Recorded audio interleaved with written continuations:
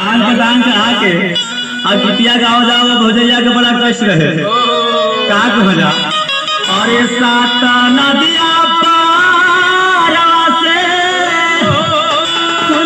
भैया अइला रे नाना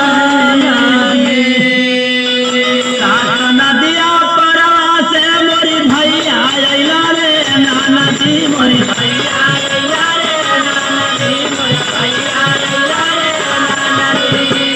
मोरी तबो नाई बाबा विदा कइले सुनाए नाना जी तबो नाई बाबा विदा कइले सुनाए नाना जी तबो नाई बाबा विदा कइले सुनाए नाना जी। और का बतावा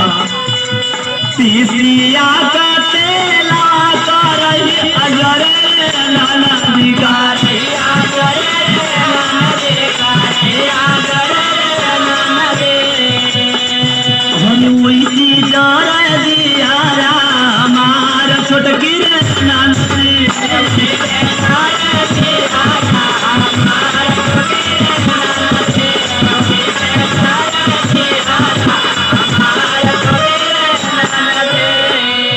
सावन के महीनवा में यही महीनवा सवनवी में रोपनिया करे जाए बनिहनिया तो तनी सा ओढ़ के चुनरिया आ गाँव जन नाच के घूम के कैसे गावे लोगन सावना बादवा में रानिया चुअरे नाना जी रानिया चुअरे नाना जी रानिया चुअरे नाना जी ला कुछ दिया यही तरह गमछा ओढ़ के अपन चुनरी ओढ़ के नाच के गावा जा। सावना बादवा में रानिया चुअरे नाना जी रानिया चुअरे नाना जी रानिया चुअरे नाना जी भनवी से चुअर मनावा हमार छोटकी रे नाना जी से चुअर मनावा हमार छोटकी रे नाना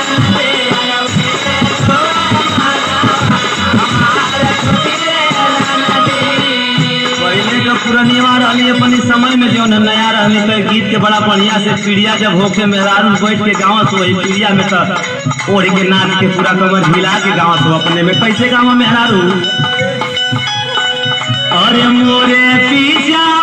राजा मिरिया करे गछिया जा मिरिया करे गछिया जा मिरिया करे गछिया और आई बड़ा का बोलिया बोलू है सुनाए सखिया आई बड़ा का बोलिया बोलू है सुनाए सखिया आई बड़ा का बोलिया बोलू है सुनाए सखिया। असले वही में बुढ़िया वो समय का बुढ़िया आके ओढ़ के गावे तो उनका गावे नहीं किया सो कैसे गावा ताड़ी सो ओढ़ के गावे का कहे अरे सास मोरिया नारिया नदिया चले चोन्हारी नदिया चले चोन्हारी नदिया